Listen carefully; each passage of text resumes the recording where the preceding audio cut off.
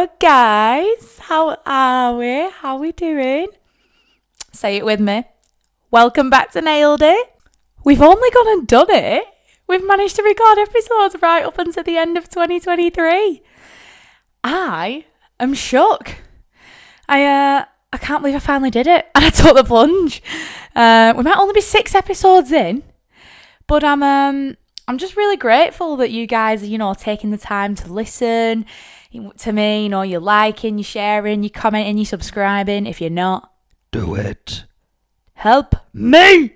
No, but honestly, the way you guys are interacting with me, it's making me so happy and excited for next year and what is to come with the poddy, what it's going to bring.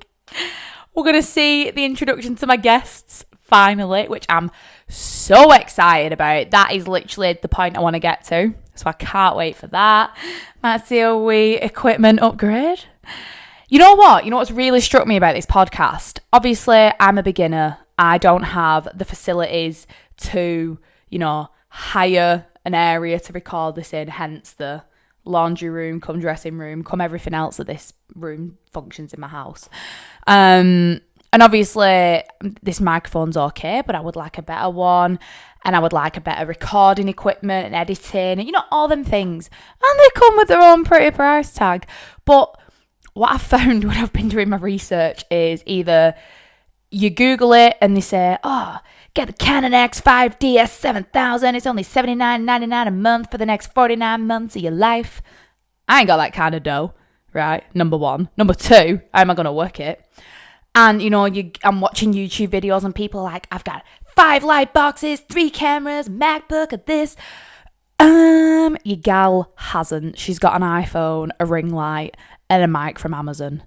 And I'm willing to make the investment, but I need some middle ground. I need a middle ground advisor. So if anyone listening knows anything about recording audio software, the full Monty, and wants to slide in the DMs, it's the only time I'll accept a man other than my fella sliding in the DMs. Will you do it? Because it's one extreme or the other. It's either you're a beginner recording an iPhone, the great cameras. I mean, I know, hello, look at me. But no, and then the other extreme is the one I've just explained. So I need some middle ground. Happy to buy the mic. I know the mic I'm clued in with. I'm getting a show mic. I'm going to do it. It's the investment in the camera. It's the camera that's throwing me. So if anyone has any advice, hit me up. But yeah, we might even see a change of location as well. We might migrate to the living room. Might paint a wall. You don't know. Just come back in 2024, guys, and see what it's all about. But no, I can't wait. And, if I didn't have you guys who are watching and getting involved and chatting to me, people are chatting to me when I see them. Oh my God, last week I was in a bar in town and someone stopped me and was like, my missus listens to your podcast. I could have cried. I nearly did. Honestly, if I'd have been one more gin deeper and not driving, would have got me. But yeah, it's just, they're the types of things that are definitely just encouraging me to keep going. So yeah, thanks guys. I really appreciate it. I also want to say thank you so much for all the love on last week's episode. Obviously, it was a hard one. It probably wasn't an easy watch, to be fair, either. When I rewatched it when I was editing and putting the clips together, I just kept crying, which is fine. There's nothing wrong with crying, but it was hitting me, and a lot of people have felt the same. But a lot of people as well have sort of said, thanks for being like so raw and honest and sharing your story, which was kind of the aim with it, really. I wanted people to get a picture that grief doesn't go after 6 months or 12 months, and it's something you're dealing with every day for the rest of your life. It's the club no one wanted to be in. And yeah, I've had a lot of messages off people who I didn't know had been through the same thing or similar with one of their really close relatives as well. So yeah, felt very connected, very in touch with you all. But yeah, it was vulnerable. It was a wee bit messy. It was all the above. But you've sent me some gorgeous messages and questions and responses in general. And yeah, I'm just really grateful. So thanks for watching and, respecting me. And I really hope it's helped. So as always, we will be doing a weekend recap. And can we just... Ellie Leach. You little rascal. She won Strictly Come Dancing 2023 on Saturday. She's one of my BFFs. She's the youngest ever winner, and she absolutely killed it. Honest to God, so proud of her. Should have seen state. So out for one at girls' birthdays in Manchester. We're all stood in, what's it called? Peaky Blinders bar, hunched over a phone watching it. There's about 14 of us, including her mum and dad. Oh my God, it was brilliant. It was just so amazing. No one deserves it more. Absolutely killed it. And look at the moves. If anyone hasn't seen it, or they've been living under a rock and haven't seen my Instagram story for the last 13 weeks, get a shift on. Get it watched. Absolutely unbelievable, Jeff. So yeah, unreal. We had a cracking weekend celebrating. Hosted a fundraiser on Sunday for my dance team as well. I tell you what, all his podcast speaking, you'd think I'd be used to the microphone and things like that and like presenting at work, but speaking on a microphone in front of a room full of people still puts my nerves into overdrives. I'm on the mic like, But yeah, it never gets any easier, I'll say that much. Another jam-packed weekend. Now, I don't know about anyone else, but has anyone else just not stopped this Christmas in particular? Where's the winter wind down? Where's the hibernation? Where's the relaxation gone? December has well and truly pulled my pants down and smacked me on the arse. Honest to God. I'm knackered. I was really hoping, work could ease up a little bit, have some cosy nights in at home. I can take a couple of nights out. I can do that. I can commit. All of the above. I've got a few birthdays around this time of year. Social events. But it's just been bloody jam-packed, and that's coming from me. Honest to God. These last few days before Christmas, I was planning in my mind to take it easy, but it's obviously not happened. So hopefully the Christmas break can treat all of us well. What we all doing for Christmas and New Year, guys, by the way. I don't know if I've said this already, but I will be hosting this year the first Christmas in my house. It actually was on my I do a goals list every year, which could be considered cringe. I just do it. I like it. We can talk about that in the new year, New year, same old shit that we've been on for a long time. But I do my goals list, and I've actually achieved more than I realised this year, which is really nice. Obviously, in the 4-year-old adult, I was beating myself up at the time for how much I hadn't achieved. And now when I look back on it, I'm like, holy smokes, like I've done all the big things I wanted to do without even realising. So I'm very proud of myself. Go on, girl. But yeah, I'm hosting Christmas. Now, I have previously cooked Christmas dinner the last 3-4 years, but I've done that at my mum's house, and she's got a big old kitchen and room to breathe. And obviously our house it's all right. It fits us in comfortably. And we did have when it was my birthday, we ended up having quite a few people round, and we had some food then, and even that was carnage. So Christmas dinner again might not be for 6, but we will see. But yeah, is anyone else cooking Christmas dinner? Let me know. Send me some inspo. Because yeah, I want to spice it up a bit. I want to give it a bit of pizzazz. We've ordered our turkey. We've gone to M&S. We're proper pushing boats out this year. However, the chaos does not stop. Obviously, now I am actually recording this episode a little bit later this week. It is currently Wednesday the 20th. Should remember that. It is my mother's birthday. Happy birthday, Donna. All the best. Never looked better. But yeah, all this week it has been absolute carnage at our house. We've been fitting blinds. We've been putting mirrors up. I say we. I've watched Finn and his dad do it, and I've been a bystander on the tea and coffee. It's the only time I love the misogyny. Is that it? Coming out? Like, anyone want a brew? Can I help in any way? I will play that damsel in distress role all day long, because not a cat in hell's chance I'm drilling in these walls without knowing what I'm doing first. So that's been good. We're currently sleeping in the spare room because we're redoing our bedroom. But other than that, it's tickety-boo. Our dining table's set to come on the 23rd. So putting that together on Christmas Eve is going to be fun. But yeah, other than that, can't wait for Christmas and the New Year. Bring it on. We've gone from having a chilled one at Christmas to basically seeing someone every day. Obviously, no, there's no better way to spend your time, right? Fuck knows. But we're doing it anyway. I am actually going to talk about burnout in friendships in this episode anyway, but we will get onto that. I'm looking forward to New Year's. However, in my book, in my past years of experience, going out is overrated. I am a home bird. House party or just a few mates around, that's my idea of heaven. Based on the last few years, it is the favoured option. So yeah, I would love to know what you guys are getting up to this Christmas and New Year. So let us know, give us a shout. Anyway, guys, this week's episode, and hopefully it's going to be a shorter one than last week, so we can get over that trauma together. It's the last one of 2023, and it's all about friendships, the complexities of BFFs. Oh, we have different friends that serve different purposes in our lives, and why, in my opinion, that's okay. It's totally fine. On my end, in my opinion, my friends are genuinely the most important part of my life. I had a point in my life where I didn't have any friends. You know, I had times where, due to my own situations and my own behaviour, I ended up isolating myself from my friends. So, especially in the last sort of 6-7 years, my friends have become my epicentre, to be fair. I believe that the people that you choose as your friends and who you surround yourself with say the most about you. It reflects on both you and them. You know, you really pick each other's personalities up and you put in your traits. And I think it's really important that you're conscious in those decisions and who you choose, especially the older that you get.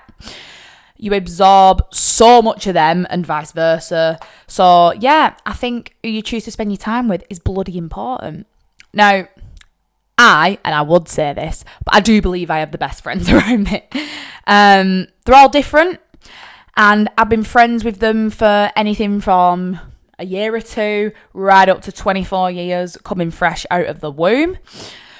One of my biggest things is that the length of time does not define the quality of the friendship in any way, shape or form, or what they mean to me. I'm best friends with some people that I met in a Manchester airport going on a holiday to Mexico, right the way through to people I've met through, you know, relationships that are no longer together, and right back through to sitting next to each other in IT in year 8. So it's a good old mix of girlies. This year, like, I do like to do a lot with my friends. This year, for my birthday in particular, I made it my mission to get as many of them together, because we've not got like one big group. I've got friends in different pockets in different places, and I really wanted to bring them together. Albeit you can't force anything. I just think, like, for me, I look at these girls and I'm like, right, you're going to be there when I get married. You're going to be there when I bring my baby home from hospital. You're going to be there when shit hits the fan, be it tomorrow, next year. Do you know what I mean? These are my people. And while I'm upstairs on my wedding day putting my frock on, these guys are all going to be stood downstairs getting, you know, fucking Bucks Fizz drunk or whatever you drink on a wedding day. And they're going to have to socialise, so they might as well get over the small talk now rather than waiting for that. Obviously, preparing for a big T-rate dress reveal from yours truly. I did also write them all letters now. Call me cringe, call it what you want. I'm getting a bit softer in my old age, and I bloody love it. I just wanted to put down on paper what these people mean to me. Not saying a letter is the only way to convey that. You can convey friendship any way you want, but I love them to bits, and I don't see them as much as I'd like to. And now, I know if you ask my friends that, they'd be like, you know, Emily's always out, she's always doing something. Yeah, I am. I'm a busy girl, but I think sometimes by being so busy seeing your friends and seeing people, it's like a double-edged sword. You feel like you're never giving people enough. Do you know what I mean? Trying to spread yourself thinly. That's not me trying to get out, oh, I'm the best friend, I push myself to my limits. No, that's absolutely not what I'm saying. I just, if it was up to me, I would have a job. Well, I wouldn't work. I would be a millionaire, and I would just sit and see my friends all the time. But obviously, that is not realistic. And as well, that's part of today's discussion, you know, burning yourself out from trying to get around people. It's not always been perfect as well, you know. It's not always been this nice little bubble because, hello, I'm number 1, 25, and number 2, a woman. A woman. Girls, females, women, we're renowned bitches. Let's have it right. Everyone's been one at some point in their life. And growing up and your friendships, they're complex, especially when you're younger and you're hormonal and you're mixing with different people in different circles. It's a funky one to navigate through as you get older. You outgrow people. You can end up being in fake friendships that don't serve you. You end up with people you'd never chosen. You get into circles or situations that aren't meant for you. Tears, fallouts, being cows, being catty, two-faced, full Monty. Right, we have it all. And sometimes the hardest part of a friendship is genuinely realising that it isn't serving you anymore. And how do you let it go or get out of it? And yeah, today I probably will be referring to female friendships a little bit more than anything else because, number one, I am a female, last time I checked. And number two, I always tend to be a little bit more complex when it comes down to the nitty gritty. Lads can have a scrap on a Saturday night and be back playing five-a-side on a Tuesday. Women are a wee bit more feisty, vengeful, we hold on to things, we have a lot of resentment, and it can just be a bit more of a drawn-out process, so yeah. So let's get into it. I've had some great writings this week as well, more than I've ever had before, so it's good going. So yeah, let's have it. Oh, I've been looking forward to this one. So, like I said, I bloody love my mates. You know, in Barbie, when she says, every night is girls' night. I felt that. But yes, my gals, I live and breathe. As I said, I try and spend as much time with them as I can, whether it's physically or more often than not digitally, due to just being realistic, of course. But I'd say I don't do so bad overall. My friends have pulled me out the gutter at some point over the years, be it at high school, last week, you name it, they've turned up and showed up one way or another. And that's why they're so important to me. And, you know, they're all up here. And that's why they're still in my lives today. All my friends are different, as I said, and they've all got different personalities, but they've all got qualities that I strive for in my friendships. They all bring different things to the table. And I think as the older we get, the more crucial this becomes, especially for us females. I also think that there is nothing wrong with, and obviously not physically, but putting them into boxes in your mind. And by that I mean, you know, who do you go to with a problem? Now, right off the bat, you want to say, all my friends. But being realistic, perhaps not. Now, that doesn't lessen your friendship in any way or the depth of it. However, everyone can and does serve different purposes for you. There are some people that you go to with specific problems because of the type of advice they give or the type of life experiences that they've shared. You know, some of your friends will be better at handling certain situations than others, myself included.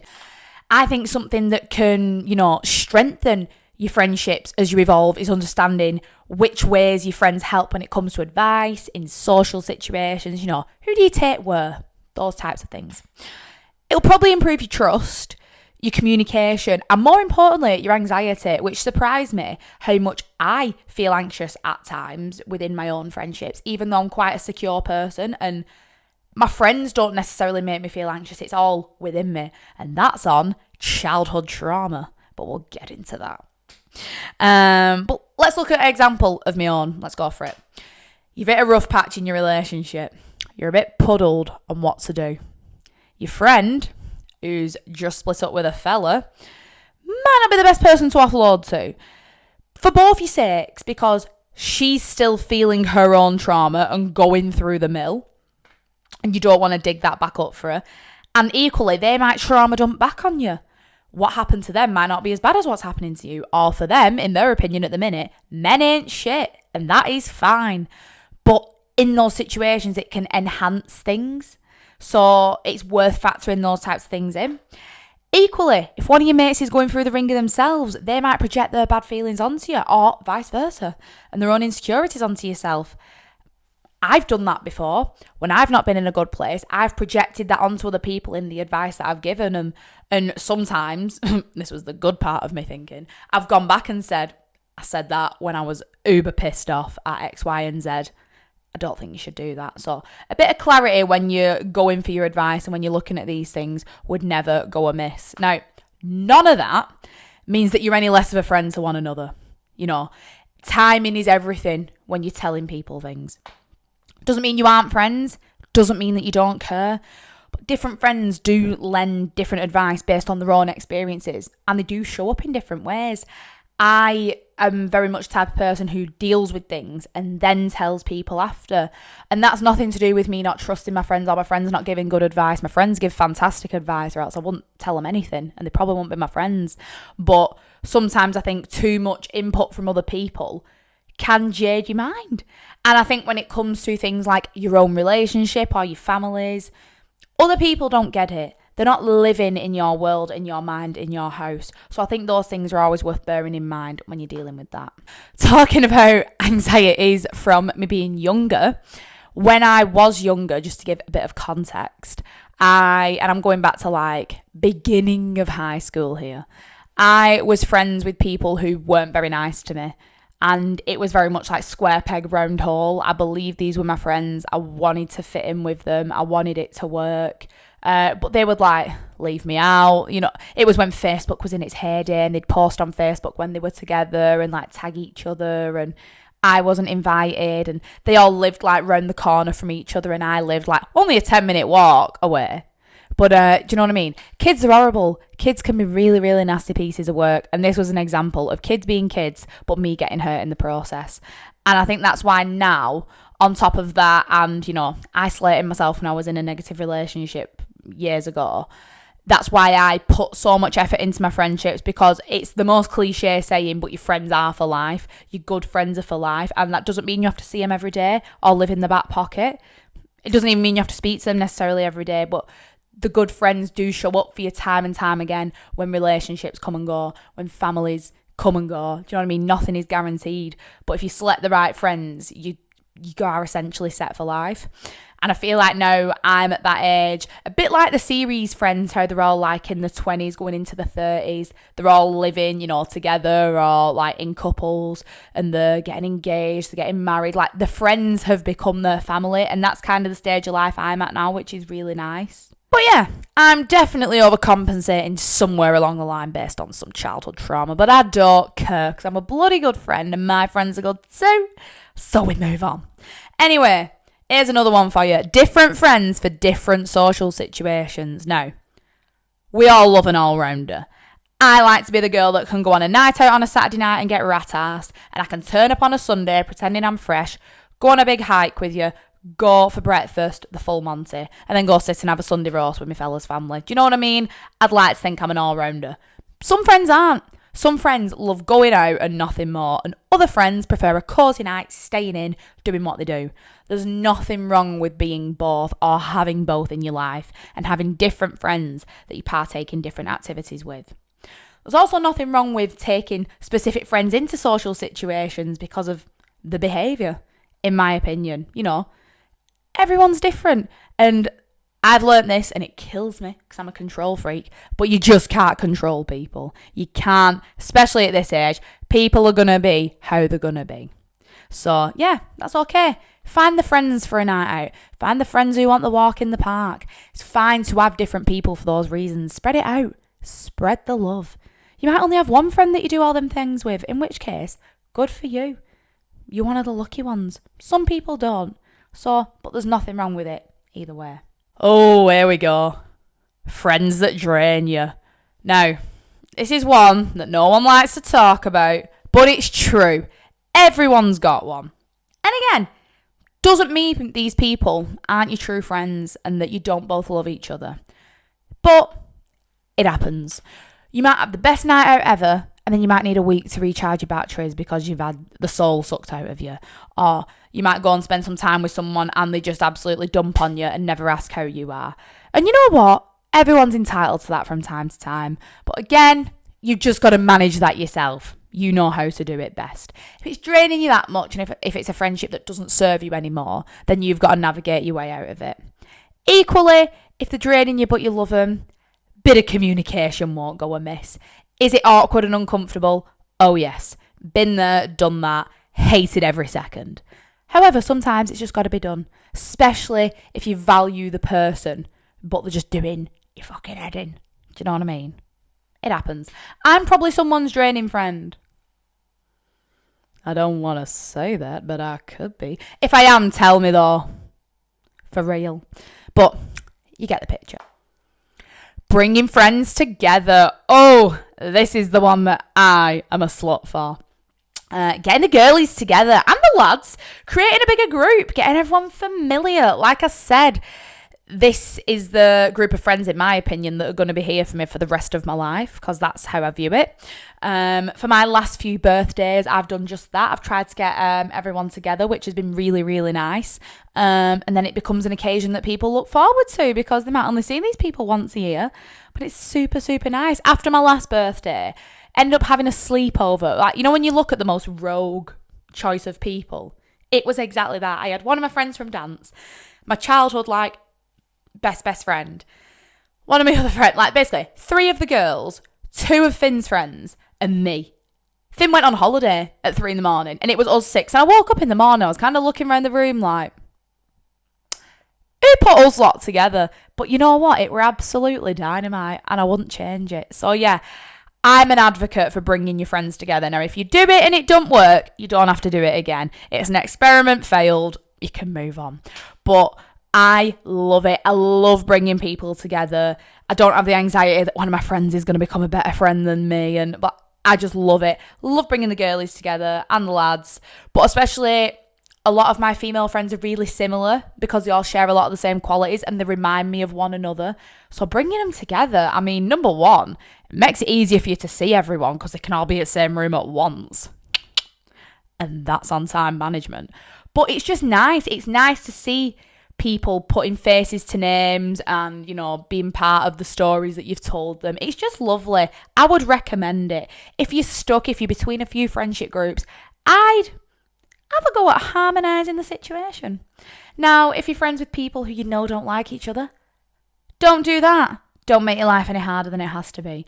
But it's one of my favourite things to do personally, and it's worked quite well. And now for the question part of the podcast. Oh, well, this one has been fun. And look at me.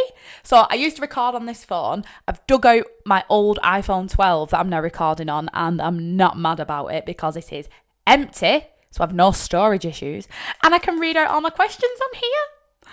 Look at me looking like Chinsia. Anyway, first off, the first one we have is, and I've got it on both screens just to add to confusion. So the first one I've got is, how do I deal with frustrations in my friendships? Girl. Nothing more, by the way, full stop. I would have loved a wee bit more context on that one.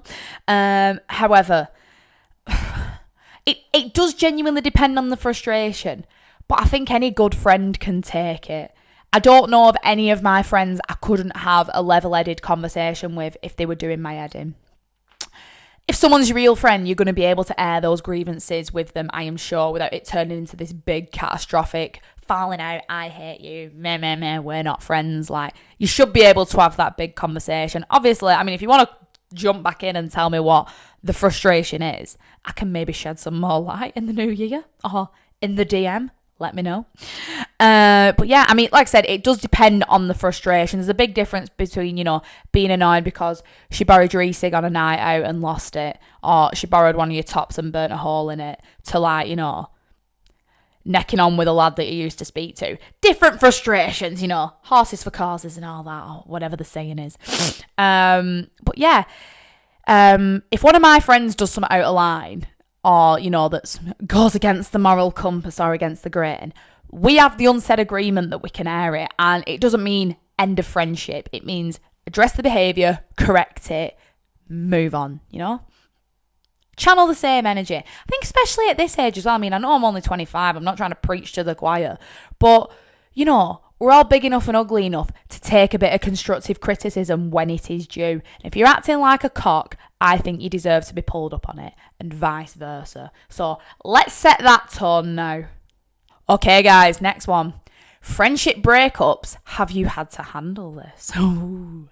And I've also got another one saying, having no closure with ex-friends. So I'm going to sort of tie the two in together. Let's read on. Oh, we've got a DM. Mm-hmm. Here we go. She said, I can read this out, so I'm going to. Gonna give your fine self, thank you, the backstory. She was my best friend, ride or die queen. been there through the fucking hardest moments of our lives. She started to value materialistic stuff over authenticity. The friends of hers that would spend hundreds on nights out in Manchester but wouldn't show when times were bad started to be quite evidently favoured above me, and another friend who she classed as the call-upons. Final straw was that she didn't show up for my birthday. Again, 3rd year on the bounce. Oh, no. You've got to know when to call the time. Sorry, let me carry on. She swanned off abroad with her newest boyfriend. I got a lame text the morning of my B-day saying, let's get drinks when I'm home. That never happened. No big ass row, no screaming match. I just cut the contact. 6 months later, I'm happier, at peace, etc. But that shit fucking sucks. Yes, it does. Retweet on that one, sister. She also said, would rather it happen now than in another 5 years when hopefully I'll be married with babies. Timing is everything. And I agree. Slamming my phone. I 100% agree that timing is everything, and it is ultimately better to drop the dead weight sooner rather than later. It doesn't stop it hurting and stinging, especially when you've invested time into a friendship and you've got someone that in your mind is a best friend or in high regard for you, and they don't treat you, with the same respect. It's just absolutely not on. And I mean, not showing up for the birthdays. I know I make a big song and dance about birthdays. We're all very, very aware of that one. But come on. 3 birthdays in a row. I mean, I know some people who don't turn up to any social events and they don't even give reasoning anymore for not coming. And I think it's bullshit. I think it's such... Number one, it's poor manners. It takes 2 minutes to send someone a text with, sorry, I'm not coming and this is why. Do you know what I mean? Like, that's why people don't bother with you. That's why you end up with no friends. Drives me mad, stuff like that, because it's ignorance and it is rude. And they're the people that expect you to show up for them when they don't show up for you or anyone else around them for that matter. So I definitely relate to you on that. And if it was on the 3rd birthday in a row, goners. Bye. You don't need that. You don't need people who are flexing it with other people, but they come to you when times are hard because the friends who they go out for cocktail evenings with or get a shisha party with in the middle of Manchester don't know how to have a conversation when they're not absolutely been to the nines. So as hard as that is, I do think you've had an escape of a situation that could have weighed you down later on down the line. You're having your first baby, you're getting married. You'd have probably picked her as, maid of honour, chief bridesmaid. And then you might be sat there with egg on your face when she doesn't show up to the wedding or any of the dress fittings. Do you know what I mean? So, girl, it sucks, but I think you've had a lucky escape. 100%. Now, you asked, have I ever had to deal with that? And yes, have I? Oh, wow. It's not always been a bed of roses. Now, like I said, do I believe this stuff happens for a reason? Yes, absolutely. And like I said, it is better that it's happened now than later. I have a similar situation that I'm going to tell you about. I do believe that life will just keep throwing stuff up at you, like in your face to make you realise until,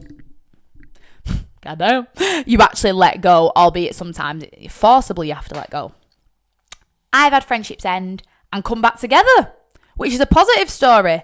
One of my best friends, who is still one of my best friends now, we stopped speaking in the first year of college and had, nearly 2 years of not being friends. And we fell back together and it was like no time had passed whatsoever. And because, she won't mind me saying this, but because we was kids, it was utter rubbish, the reason that we fell out. She knows that and I know that. But yeah, and that's an example of how people who are meant to be can come back together when they drop the dead weight in their lives and they cut off them people that are toxic to them and they wake up and realise, and so on and so on. Now, I've had another friendship end, thankfully, that was definitely never meant for me in the first place. Friendships with girls that didn't suit me. I quickly learned why they didn't have any other friends in their lives, because they were not my kind of A1 girlies, all right? Now, for me, different interests, being at different parts of your life, I don't think that's any excuse to not be friends with someone necessarily. That doesn't matter. It's never mattered to me. I don't care if I was living with my parents and one of my friends had been living in their own house for 5 years. I don't care if someone else is engaged and I'm not. I don't judge my friendships on that because that is external to our friendship. It holds no weight on it.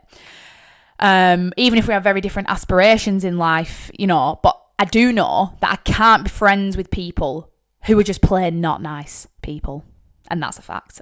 So even if it takes a year or so for someone's true colours to, you know, fully surface and push you away and cause a wee friendship breakup, even if you've planned holidays together or whatever it might be, let it be. Stop ignoring the signs, because what you drop makes way for something new and something better to come along. So stop flogging that dead horse, because I did it and it made my life well easier. And there's your advice for this week, boys and girls. The other one I got, having no closure with ex-friends. It's a tricky one. I don't personally have that feeling. I tend to gain closure in some way or another, or I find it so it doesn't drive me mad. But I have had situations like that in the past. I know what you mean, where you've not necessarily had a big raging scrap or fallout, but you just don't speak anymore. Now, I see it as a blessing, albeit sometimes it's hard when you're looking on Instagram at people that you used to be friends with and you're like, we didn't fall out, so I don't know whether I should unfollow you. But if I unfollow you, does it look like we've fallen out? But I don't want to speak to you. You don't want to speak to me. Do you know what I mean? That weird grey area. So I definitely relate, and I get that.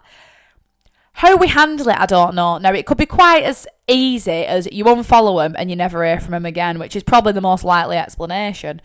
But I know what you mean. Sometimes it feels a bit like, what if I do that and it causes an argument? What if I do that? And do you know what I mean? Or it can be a case of like, someone has been treating you like shit, like the first one that I read out.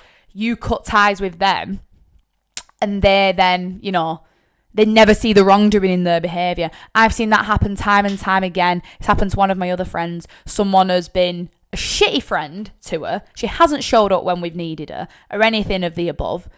Has literally not spoken a word to her. And then when time comes, it's kind of like, oh, well, you just kind of left me. It's like, no. We all need a little bit of self-awareness in our friendships. If you can understand where you went wrong, accept it, you know, hold your head up, say sorry and move on. That's a sign of a good friend and a mature individual, you know. And if you can't get past that, unfollow, block, delete, move on. Bye-bye. You know, there's no point now. Does it make it hard walking past them in the street? Definitely. Absolutely. But, you know, avoid those streets, boys and girls. No.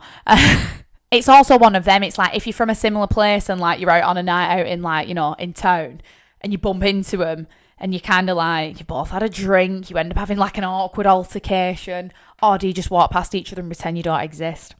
It's hard and it can be quite uncomfortable. I suppose it depends on how much it bothers you, how good of a friendship you had, how much the not having closure is affecting you on a day-to-day. If it is that bad, I would 100% address it. The worst thing that can happen is they're going to read it and not reply. Or you will agree to disagree. If it makes you feel better at the end of it, amazeballs. If you don't think you're going to get anything from it, I'd just tell you to move on. You know, times have passed. You might have better friends now. You might have more things going on in your life. Yeah, you might want to say to them, oh, well done on what you've just achieved that I saw on Instagram. Or, you know, when we fell out, it was actually because of you, not me. You might want to wear them grievances off your chest, but if you don't think it's going to get you anywhere, I'd say put your energy and your time into something more valuable and that's going to return for you. Look at this, guys. We're keeping them coming. Oh, look at me. I feel like an agony. I'm here for it. Now, I got a couple that are quite similar again, and that was about sort of making friends as you get older. The first one I got, I'm 26 and legit feel like I've never had proper friends, always drift apart, and it's made me such a homebody where now I feel like I'm so awkward and only want to be at home with my boyfriend. And the other one I got was actually a few weeks ago, face to face, and I thought it was perfect for this episode and this question. And it was about making friends when you're older, like how to make friends when you're older, 27 to be precise. Now, I absolutely do not have all the answers for this one, as I normally don't anyway. So you could argue I'm not a very good agony aunt, but you know, we'll do our bit. I can't imagine how I would have got to this age myself without my friends, so I definitely feel for both of you. Number one, girlies, you've got me. All right? Now, it might not be the answer to all your problems. It probably definitely isn't, but there's my first arm extended to you. one thing I found, and I think I've talked about this before, was obviously when I joined dance, I made new friends really, really quickly. I was in a room that was, strangers on a Tuesday, and by the following Tuesday, I had, 25 new Instagram followers. Do you know what I mean? Not that it's about Instagram followers. I just mean you've got new people to touch base with. And then it's kind of on you to make some effort and become friends with those people. But it did me absolute wonders for making new friends. So my first one would be, I think probably the easiest, albeit it's very hard to put yourself out there, would be to join a class. Now, it doesn't have to be dance. It can be yoga. It can be Pilates. It can be tennis, running club. I don't know, cooking class. Don't have to be exercise. It can be something. But go and put yourself out there in an environment where there might be a group of like-minded people that you can share some common interest with. And maybe build a friendship from there. What can start as a surface level friendship can be built into something deeper if you put the effort in. And, for me, friendships really are a two-way street, and it involves effort on both parts. Now, that might not look like sleepovers every night and living in someone's back pocket, as I said earlier, because sadly, we're not 14 anymore. We've not all got that luxury. But with effort on both parts and the right friends, you can make it work, even if it's a brew once a month because you're both busy. I've got friends who live literally 3 streets away, right to the other side of Manchester and down to London. And do I see them every week? No, I'd love to, but it isn't realistic. But I do still make the effort to keep up with them, keep in touch and maintain the friendship. So I don't know if that was good advice or advice at all, but you've all got to start somewhere. Do you know what I mean? If I had no friends whatsoever, but I'd gone to dance and made the friends that I had made, I'd still be super happy because they're amazing people there. So, put yourself out there, make the effort, be a wee bit vulnerable, but not too vulnerable. Keep your guard up. Is that contradicting? Maybe. We're getting there, guys. We're getting there. We'll keep it brief. Next one. How can I be a good friend? Bit of a broad question. We all have different ideas of what friendship means to us and what it looks like, and that's fine. For me, dead basic. Whether it's a text, call, FaceTime, just show up. Show up for your pals in some way, whether it's a brew, going out for tea, whatever it is, just be there for your mates and the rest will fall into place. We're adults. Most of the time, we can't drop everything there and then and be for someone, albeit if shit hits the fan, I will be there every single time. But what I mean is, as we get older, we do have to appreciate that everyone picks up different things and different responsibilities that take up our time. And everyone's kind of got to get better at accepting that and not being resentful. I mean, like I said, I'm guilty of stretching myself pretty thin, and that's not me preaching about, I'm amazing. No.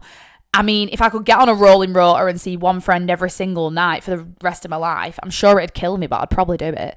But I've got other things to think about as well on top of that. And that doesn't make me a bad friend because I want to see my fella, or I need to polish my sideboards, or I need to put the wash on 4 times a day. Which, by the way, very off topic, but washing never ends and it sucks. If anyone wants to come and do my laundry free of charge, like I said, I won't pay you, but I might pay you in bants because what a job. Anyway, for me, show up for your mates, keep in touch.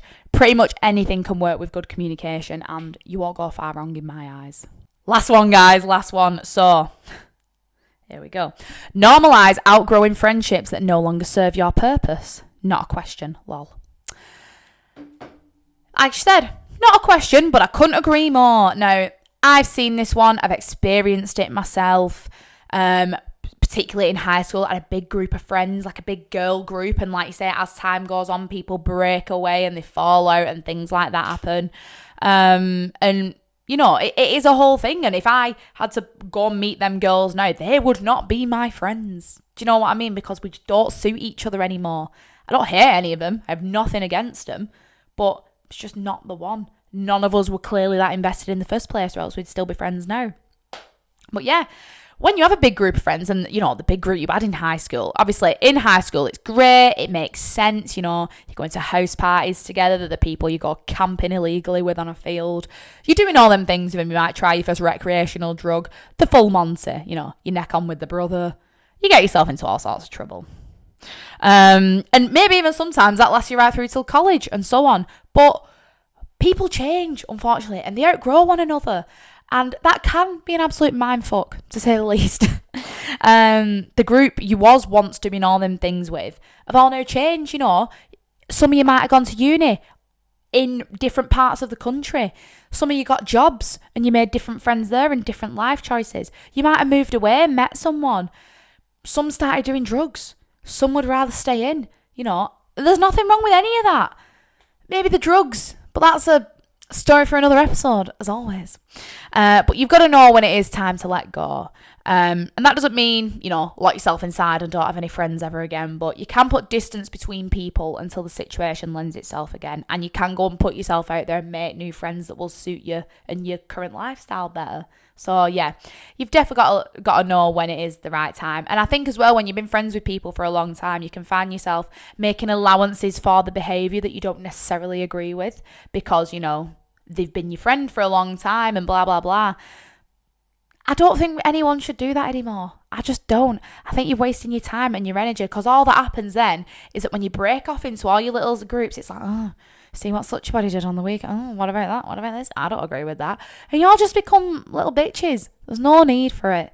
So if you're really not vibing someone, cut that off. Make some new friends. That was a drum roll if you could hear it. That's it, guys. 2023 boxed off. That was my take on the complexities of friendships and different friendships and how they can all lend themselves in different ways. Thank you so much for everyone who wrote in. I had more questions and input there than what I've ever had, which is just really exciting and hopefully it's all going in the right direction. Was my advice any good? Dunno. TBC. I'll see when you all DM me again. If you do, please come back. But yeah, thank you so much. I've loved it. I've loved giving you my take on friendships and why they mean so much to me. And I hope anyone listening who's got any friendship dilemmas, if you want to get in touch, I hope you listen and it helps. Maybe it'll help you get out of an uncomfortable situation. Maybe it'll help yourself, you know, get out there, join that new class, meet some new people, get yourself involved. Nothing wrong with that. But honestly, guys, thank you so much for watching. It has meant the absolute world to me these last, 6 weeks. I'm really looking forward to what I've got planned the next year. And I really hope you all still want to listen to me. Get involved. Keep getting in touch. Let me know what you want me to talk about. I'll see you guys next year where we can keep rattling through my topics in my little book. And I can finally get my guests on. Bring it on, guys. Honestly, have a bloody lovely Christmas and New Year. By the way, first things first in 2024, what we will be covering is who is dead on that Queen Vic floor in EastEnders. Because if anything's got me in a chokehold right now, it is that. Anyway, guys, take care, have a belter, stay safe, and I will see you all next year. Bye, guys.